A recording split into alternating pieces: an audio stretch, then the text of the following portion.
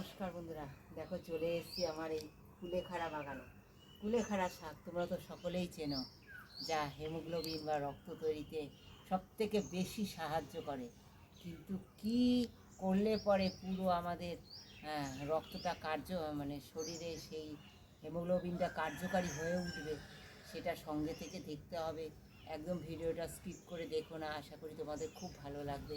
আগে অনেক ভিডিও করেছি কিন্তু এইভাবে কখনো করে তোমাদের দেখাতে পারিনি। আজকের দিনটা তোমরা দেখো, আশা করি তোমরা খুব উপকৃত হবে। দেখো এই কুলেখাড়া শাক আমি তুলে নেব। জঙ্গল হয়েছে খানিকটা, দেখো কত কুলেখাড়া শাক। তোমাদের কারো লাগলে এসে অবশ্যই নিয়ে যেও আমার বাড়ি থেকে। দেখো কত সুন্দর শাক, দেখো কচি কচি শাক। শাক আমি প্রত্যেক সপ্তাহে কিনে কিনে খেতাম, জানো, কিনে কিনে এই শাক একা কাটি কিনে খেতাম। হ্যাঁ, আমাদের এখানে খুব কম পাওয়া যায়, চাষ হয়, কিন্তু আমি ওই অল্প অল্প এই গোড়া লাগাতে লাগাতে আমার এরকম ক্ষেত হয়ে গেছে। এখন এখান থেকে সবাই নিয়ে যায়। শাক সুন্দর দেখো মিহি করে কেটে নিয়েছি, কড়াইতে সামান্য তেল দিয়েছি, সামান্য তেলে দিয়ে দেবো একটু কালো জিরে। তোমরা তো অনেক রকম খেয়েছো, কিন্তু এইভাবে একবার কুলেখাড়া শাক খেয়ে দেখো, কি দেব যেটা একদম শরীরে যে উপকারিতাটা প্রয়োজন এই শাকের জন্য সেটা সম্পূর্ণ পাবে। দেখো দিয়েছি, দেখো দিয়ে দেবো আমার গাছের এই যে ধানি লঙ্কা, এই চিড়ে নিয়েছি। ভীষণ ঝাল বন্ধুরা, দুটো দিলাম।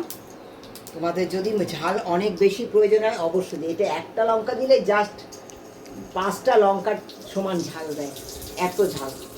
দেখো সুন্দর গন্ধ বেরিয়ে গেছে। এবার দিয়ে দেবো কেটে রাখা এই যে পেঁয়াজ রসুন সব কিছু দিয়ে দেবো। পরিমাণ মতো নুন আর হলুদটা দিয়ে দেবো।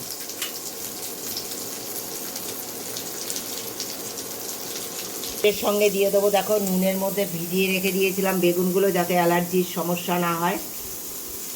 জলটা ফেলে দিয়ে চিপে এইভাবে বেগুনগুলো দিয়ে দেবো।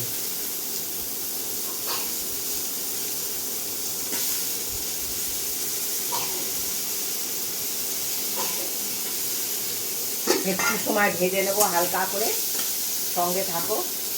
পেঁয়াজ বেগুন দিয়ে একটু ভেজে নেব। দেখো বন্ধুরা সুন্দর, দেখো বেগুনটা পেঁয়াজটা দিয়ে এরকমভাবে ভেজে নিয়েছি হালকা করে। হ্যাঁ, খুব দেখো লাল লাল করে ভাজার কোনো প্রয়োজন নেই। এর মধ্যে শাকের মধ্যে দিয়ে দিয়েছি ছোট ছোট করে বেগুনের মতো করে আলু। হ্যাঁ, এবার শাক আর আলু সব এর মধ্যে দিয়ে দেবো। নুন আর হলুদ তো তোমরা দেখেছো, সব দিয়ে দিয়েছি। এবার এটা সুন্দর সিদ্ধ হওয়া পর্যন্ত, শাক আলু সমস্ত কিছু সিদ্ধ হওয়া পর্যন্ত জাল দিয়ে নেবো। শাক একদম সুন্দর গলে গেছে। এবার দেখো 2 দানা চিনি দেবো। আর কি দেব যে এটা দেখো, এই যে দুষ্টু আমার, দেখো দিয়ে দেবো লেবুর রস। এই লেবুর রস দিয়ে যদি তোমরা খাও, এই শাকের যত উপকারিতা আছে, যত রকমের সব উপকারিতা শরীরে প্রবেশ করবে আর শরীরে থাকবে, ঠিক মতো কাজ করবে। যত উপকারিতা আছে সমস্ত উপকারিতাগুলো শরীরে কাজ করবে।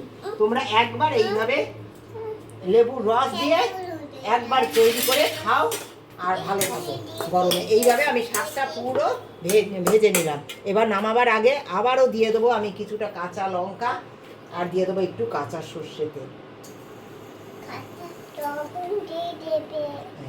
এই জন্য আমি প্রথমে তেলটা কম দিয়েছি। হ্যাঁ, একদম রেডি বন্ধুরা। এইভাবে ভাজা করতে হবে শাকটা। দেখো কত সুন্দর ভাজাটা হয়েছে, দারুণ টেস্টি হয়েছে, হেলদি হয়েছে। একবার এইভাবে কাঁচা সর্ষে তেল দিয়ে আর কাঁচা লঙ্কা দিয়ে নামিয়ে খেয়ে দেখো, শাক ভাজা একদম রেডি। ভালোবাসা দিয়ে যারা ভিডিওটা পুরো দেখেছো তাদেরকে অনেক ধন্যবাদ, অনেক ভালোবাসা। দেখো আমার রানী আবার একটা পাকা লঙ্কা দিয়ে দিচ্ছে, বলছে এটা দিয়ে দাও, দিয়ে দিলাম।